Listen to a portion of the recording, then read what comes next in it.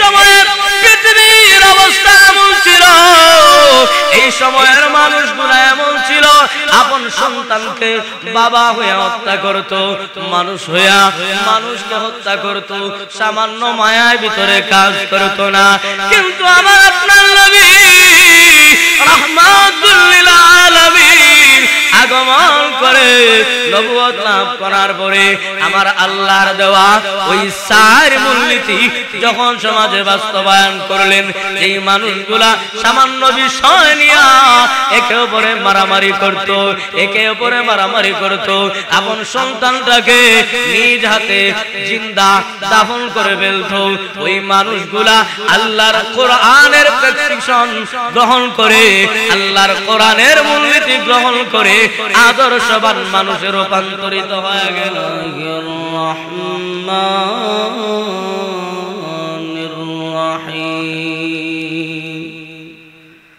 লাকাদ মান্নাল্লাহু আলাল মুমিনিন ইয বা'আসা ফীহিম রাসূলান মিন আনফুসিহিম يتلو عليهم آياته ويزكيهم ويعلمهم الكتاب والحكمة وإن كانوا من قبل لفي ضلال مبين صدق الله مولانا العظيم وصدق رسوله النبي الأمي الكريم ونحن على ذلك من الشاهدين والشاكرين والحمد لله رب العالمين। জামিয়া কুরআনিয়া সিলেটের উদ্যোগে আয়োজিত 2 দিন ব্যাপী প্রথম বার্ষিক ওয়াজ ও দোয়া মাহফিলের চলমান অধিবেশনের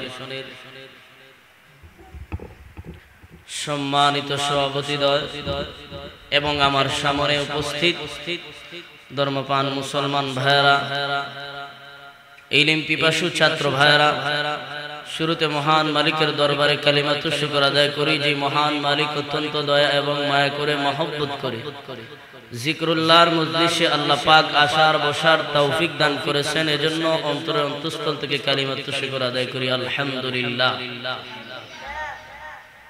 আসলে মূলত ওয়াজ করা মুখ্য উদ্দেশ্য নয়, দ্বীনি প্রতিষ্ঠান, দ্বীনি মার্কাজ, নবীর বাগান, এখানে আসা মূলত উদ্দেশ্য। উলামায়ে কেরাম আসবেন, বিশেষ করে শ্রদ্ধাভাজন মহব্বতের বড় ভাই সালমান আফতাবী সাহেব অত্যন্ত মহব্বত করেন, আরো উলামায়ে কেরাম আসবেন, ওনাদের সাথে একটু সাক্ষাৎ করা এই উদ্দেশ্যে আসে।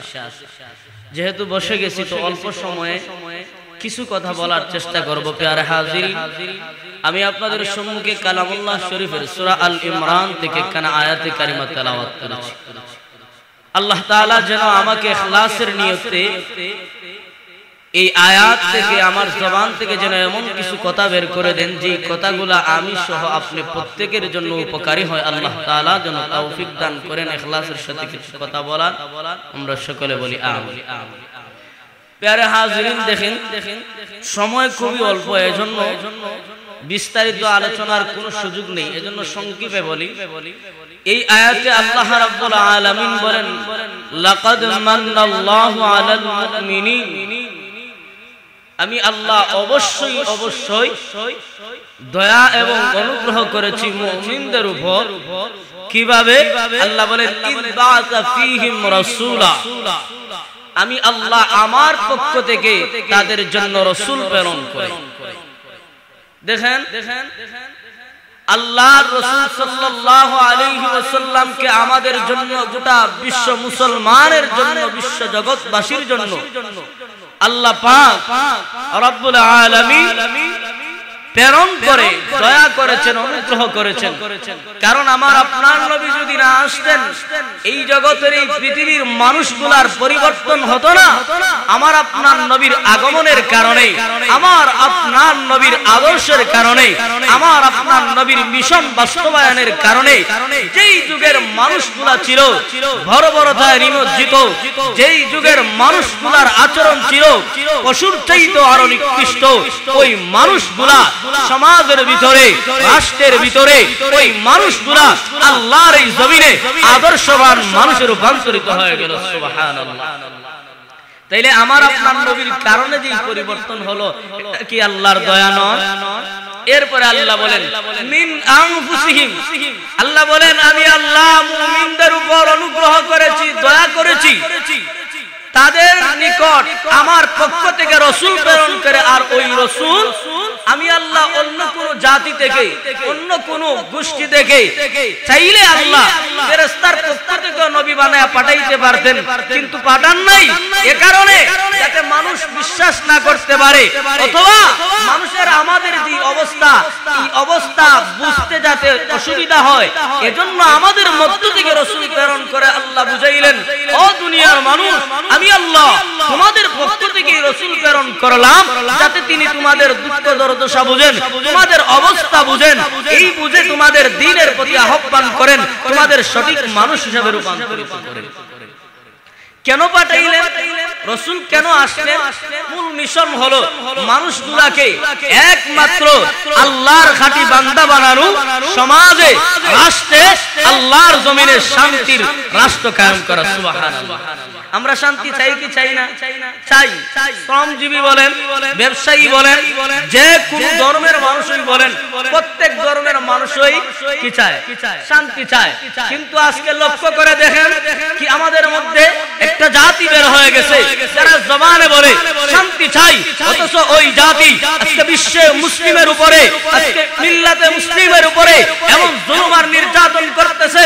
ফিলিস্তিনের মধ্যে ইসরাইল বাহিনী আক্রমণ করতেছে, অথচ ওরাই বলে শান্তি চাই। বোঝা গেল স্লোগান দেওয়ার নামই শান্তি নয়, বরং শান্তি চাইতে হলে, শান্তি পেতে হলে স্লোগান দিয়া শান্তি আশা করা যায় না। তাহলে শান্তি কিভাবে পাবো? আল্লাহ রাব্বুল আলামিন তার কোরআনে কারীমের মধ্যে আমার তেলাওয়াতকৃত আয়াতে শান্তি কিভাবে আসবে এ ব্যাপারে আল্লাহ চারটা প্রেসক্রিপশন, চারটা মূলনীতি আল্লাহ দিয়ে দিয়েছেন। সুবহানাল্লাহ। যেই মূলনীতির মাধ্যমে, যেই থিওরির মাধ্যমে আমার আপনার নবী এই পৃথিবীতে শান্তির রাজ্য, শান্তির সমাজ প্রতিষ্ঠা করেছেন। সুবহানাল্লাহ। বারবার একটু লক্ষ্য করে দেখুন, আল্লাহ রাব্বুল আলামিন বিশ্ব নবীকে লক্ষ্য করে বলেন, ওগো নবীজি, আমি আল্লাহ আপনাকে চারটা মিশন দিলাম, চারটা প্রেসক্রিপশন দিলাম। ওগো নবীজি, আপনি যদি এই চারটা প্রেসক্রিপশন, এই চারটা মূলনীতি সমাজে বাস্তবায়ন করেন, তাহলে সমাজের ভিতরে শান্তি চলে আসবে, এতে কোনো অশান্তি থাকবে না। এ কারণে আল্লাহর নবী রাহমাতুল লিল আলামিন একটু লক্ষ্য করে দেখেন, এই সময়ে পৃথিবীতে আগমন করেন, এই সময়ে পৃথিবীর অবস্থা এমন ছিল, এই সময়ের মানুষগুলো এমন ছিল, আপন সন্তানকে বাবা হয়ে হত্যা করত, মানুষ হইয়া মানুষকে হত্যা করত, সামান্য মায়ার ভিতরে কাজ করত না। কিন্তু আমার আপনার নবী রাহমাতুল লিল আলামিন আগমন করে নবুয়ত লাভ করার পরে আমার আল্লাহর দেওয়া ওই চার মূলনীতি যখন সমাজে বাস্তবায়ন করলেন, এই মানুষগুলা সামান্য বিষয় নিয়ে একে অপরে মারামারি করত, একে অপরে মারামারি করত, আপন সন্তানটাকে নিজ হাতে জিন্দা দাফন করে ফেলত। ওই মানুষগুলা আল্লাহর কোরআনের প্রেসক্রিপশন গ্রহণ করে, আল্লাহর কোরআনের মূলনীতি গ্রহণ করে আদর্শবান মানুষে রূপান্তরিত হয়ে গেল। কি সেই মূলনীতি? কি সেই জিনিস জানার দরকার আছে না নাই? সংক্ষেপে বলি, আল্লাহ চারটা মিশন দেয়া দিবেন।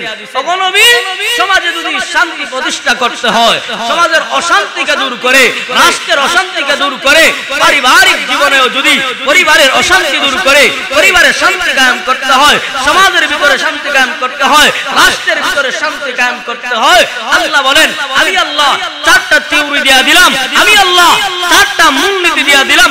রাসূল আপনি চারটা মূলনীতি বাস্তবায়ন করেন, দেখবেন সমাজের ভিতরে শান্তি চলে আসবে। সুবহানাল্লাহ।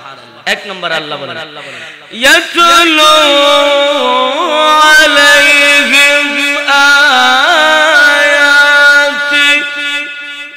আল্লাহ রাব্বুল আলামিন বিশ্ববিকে লক্ষ্য করে বলেন, নবীজি সমাজের ভিতরে যদি শান্তির সমাজ কায়েম করতে হয়, রাষ্ট্রটাকে যদি শান্তির রাষ্ট্র কায়েম করতে হয়, আমি আল্লাহ চারটা মূলনীতি দিলাম, এই চারটা মূলনীতি বাস্তবায়ন করেন।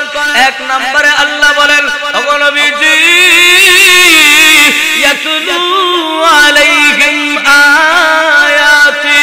এক নম্বর মূলনীতি হলো ওগো নবীজি আপনি সমাজের ভিতরে, আপনি জমিনের ভিতরে আমি আল্লাহর দেওয়া কালাম তাদের সামনে তেলাওয়াত করুন। সুবহানাল্লাহ। তাহলে প্রথম মূলনীতি সংক্ষেপে বলি কি করা? আল্লাহর কালাম বেশি বেশি তেলাওয়াত করা। কিন্তু দুঃখের বিষয় হলো আজকে আমাদের সমাজ থেকে কোরআনের তেলাওয়াত উঠে গেছে। আগেকার একটা যুগ এমন ছিল, বিশেষ করে আমার সামনে যে হুজুর বসা আছেন ওনারা আগের অবস্থা বলতে পারবেন। আগেকার মা চাষিরা কোরআন তেলাওয়াত ছাড়া, ফজরের নামাজ পড়া কোরআন তেলাওয়াত ছাড়া কখনো চুলায় আগুন ধরাইতো না। আর এখন তো আল্লাহ মাশাআল্লাহ কোরআন কিসের এত প্রয়োজন? কোরআন পড়া তো অনেক দূরের কথা, সকালে ঘুম থেকে উঠে না 12টার আগে, আসে না নাই মানুষের অবস্থা এমন না? অথচ আল্লাহ বলেন শান্তির রাষ্ট্র কায়েম করতে হলে, শান্তি সমাজে শান্তি প্রতিষ্ঠা করতে হলে ইয়াতুলু আলাইহিম আয়াতি, আমি আল্লাহর কালাম বেশি তেলাওয়াত করো। কারণ কালাম তো এমন কালাম, কোরআন তো এমন কোরআন, এই কোরআনটাকে আল্লাহ জগৎবাসীর জন্য শিফা হিসেবে আল্লাহ প্রেরণ করেছেন। এই কোরআনটাকে আল্লাহ রাব্বুল আলামিন জগতের জন্য, গোটা বিশ্ব জগতের জন্য রহমত হিসেবে প্রেরণ করেছেন। আল্লাহ বলেন وَنُنَزِّلُ مِنَ الْقُرْآنِ مَا هُوَ شِفَاءٌ وَرَحْمَةٌ لِّلْمُؤْمِنِينَ।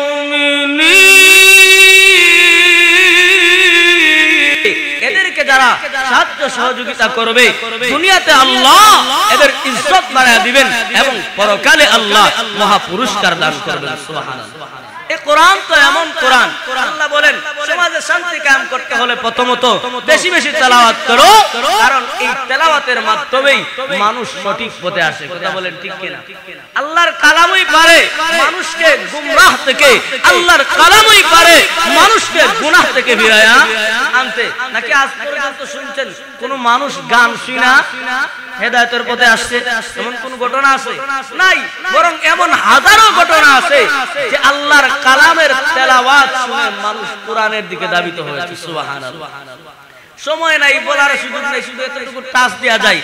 আপনারা উলামায়ে কেরাম যারা আছেন অবশ্যই জানবেন, জগৎ বিখ্যাত একজন বুজুর্গ আল্লাহর ওলি ফুযাইল ইবনে আয়াসের নাম আপনারা জানেন।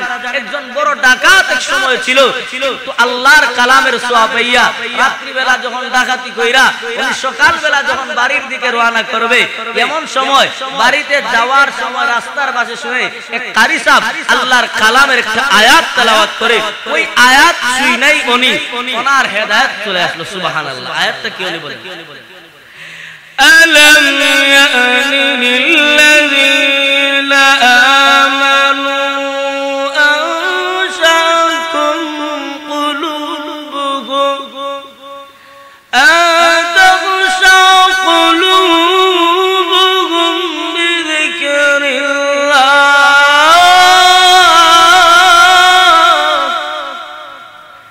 ঈমান ইমানদারদের জন্য কি আল্লাহর বিধান মানা আর রবের দিকে মুতাওয়াজ্জহ হওয়া, রবের দিকে ফিরা কি তার কি এখনো সময় আসে নাই? ফুযাইল ইবনে আয়াজ ধরে কি ব্যাপার, হুজুর দেখে আমারে কুসা দিয়া কথা হয়, যাই হুজুরের কাছে যায় বলে হুজুর আপনি আমারে কুসা দিয়া কথাটা বলছেন, বলে না না আমি আপনারে কুসা দেই নাই। হুজুর দেখছে বিশাল বড় ডাকাত, এবার হুজুর অবাক হয়ে আল্লাহর ডাকে লা হাওলা ওয়ালা কুওয়াতা ইল্লা বিল্লাহ। আল্লাহ এই সকাল বেলা বুঝি আপনি ফুযাইল ইবনে আয়াজের সূরতে আজরাইল পাঠাইছেন। তখন বলে হুজুর আপনি তেলাওয়াত করেন কোন আয়াতটা তেলাওয়াত করেন। তো ওই আয়াত তেলাওয়াত করলেন, এবার আরে সাপ তাকা দেখেন এই ফুযাইল ইবনে আয়াজের চোখ দিয়া ধর ধর করে পানি পড়তেছে। সুবহানাল্লাহ। এই ফুযাইল ইবনে আয়াজ রাহমাতুল্লাহ আলাইহি কারি সাহেব গানাক দেয়া বলেন, ও কারি সাহেব ভয় পাইয়েন না গো, আমি আপনাকে আঘাত করব না, আমি আপনাকে আঘাত করব না, আপনি তেলাওয়াত করুন। আমার আজকে দিল করে গেল, আমার বুঝে আসলো আপনিও আল্লাহর বান্দা আমিও আল্লাহর বান্দা, কিন্তু আমি রাত্রটা কাটা দিলাম অন্যের সম্পদ আত্মসাৎ করে ডাকাতি করে, আর আপনি রাত্রটা কাটা দিলেন আল্লাহর গোলামি করে। আবার সকালবেলা আপনি আল্লাহর কালাম তেলাওয়াত করতেছেন, আর আমি নাদান গুনাহের গাঁটটি আমার কাঁধে নিয়ে বাড়ির দিকে রওনা হইতেছি। ও কারি সাহেব আমার বুঝে আসছে, আমার ভয় লাগতেছে, এই মুহূর্তে যদি আমি বিদায় হয়ে যাই আমার কবরে কে যাবে, কে আমার সুপারিশকারী হবে, কে আমার সাহায্যকারী হবে? না না কেউ তো আমার সাহায্যকারী হবে না। ও কারি সাহেব আপনার কাছে ওয়াদা দিলাম তওবা করে দাও, জিন্দেগীর জন্য ডাকাতি ছেড়ে দিলাম, আর কখনো আমি ডাকাতি করব না। এই আল্লাহর বান্দা আল্লাহর কালামের তেলাওয়াত শুনে আল্লাহর ওলি হয়। সুবহানাল্লাহ। তাইলে সমাজে শান্তি প্রতিষ্ঠা করতে গেলে চারটা মূলনীতি। এক নাম্বার ইয়াতুলু আলাইহিম আয়াতিহি, সমাজের ভিতরে বেশি বেশি আল্লাহর কালামের তেলাওয়াত। প্রত্যেকটা মানুষ যারা তেলাওয়াত জানে তেলাওয়াত করতে হবে। তেলাওয়াত করলে দেখেন না জামাই বউ শান্তি আসে না নাই? যেই করে দেখবেন দৈনিক কোরআনের তেলাওয়াত হয়, আল্লাহর কসম করে বলতে পারি যারা পাঁচ ওয়াক্ত নামাজি আর দৈনিক কোরআনের তেলাওয়াত হয়, আমার আল্লাহ এদের ঘরে অশান্তি দিবে না, স্বামী স্ত্রীর মধ্যে অমিল হবে না। কিন্তু আজকে স্বামী স্ত্রীর মধ্যে অমিল, বাবার কথা সন্তান শুনে না, মায়ের কথা সন্তান শুনে না। কেন? তার মূল কারণ হলো আমরা কোরআন থেকে দূরে সরে গেছি। তাইলে ভাই প্রথম মূলনীতি হলো বেশি বেশি আল্লাহর কালাম তেলাওয়াত করা। দুই নম্বরে আল্লাহ বলেন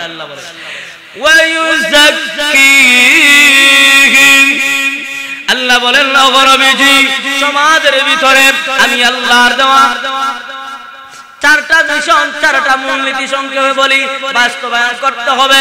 এক নম্বরে বেশি বেশি আমি আল্লাহর কালামের তেলাওয়াত। দুই নম্বরে নবী সমাজের মানুষগুলার আত্মশুদ্ধির ফিকির করতে হবে, কারণ একটা মানুষের দিল যদি ভালো থাকে তাহলে তার দেহটাও ভালো থাকবে। দুই নাম্বার এই আল্লাহ বলেন মূলনীতি হলো সমাজের প্রত্যেকটা মানুষ তার আত্মশুদ্ধির ব্যবস্থা করতে হবে। তিন নাম্বার আল্লাহ বলেন ওয়ায়ুআল্লিমুহুমুল কিতাব, আল্লাহর কালামের শিক্ষার ব্যবস্থা করে দেন, কারণ আল্লাহর কালামের শিক্ষা ছাড়া মানুষ প্রকৃত অর্থে মানুষ হতে পারে না। যদিও আমরা পোশাক আশাকে মানুষ, কিন্তু আল্লাহর আদালতে আল্লাহর দরবারে পোশাকের দিক দিয়া দামি আতর ব্যবহার করলে, দামি সেন্ট ব্যবহার করলে, দামি দামি গাড়ি ব্যবহার করলে মানুষ হওয়া যায় না। সময় কম আল্লাহ রহমানের তাফসীরের মধ্যে বলেন প্রকৃত অর্থে মানুষ তারাই যাদের ভিতরে কোরআনের শিক্ষা আছে, অথবা যারা কোরআনের দোয়া পাইয়া কোরআন অনুযায়ী জীবন পরিচালনা করে, ওই মানুষগুলা আল্লাহর দৃষ্টিতে মানুষ। পক্ষান্তরে তাদের জীবনে কোরআন নাই, তারা কোরআন মানে না, কোরআন যাদের ভালো লাগে না, ওরা দেখতে মানুষ হইল আল্লাহর বিচারের মানুষ আল্লাহ শান্তির সমাজ বানায় দিব। সুবহানাল্লাহ।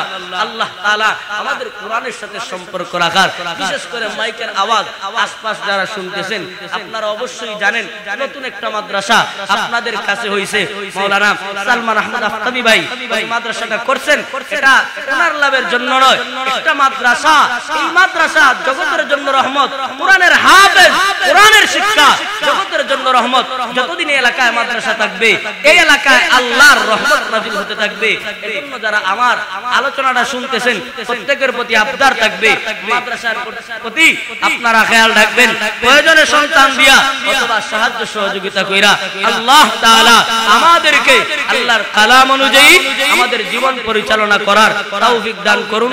কথাবার্তায় ভুল হইলে আল্লাহ তাআলা ক্ষমা করুন, সঠিক কথাগুলোর পর আমল করার তৌফিক দান করুন। আমিন ওয়া আখিরু দাওয়ানা আলহামদুলিল্লাহি রাব্বিল আলামিন।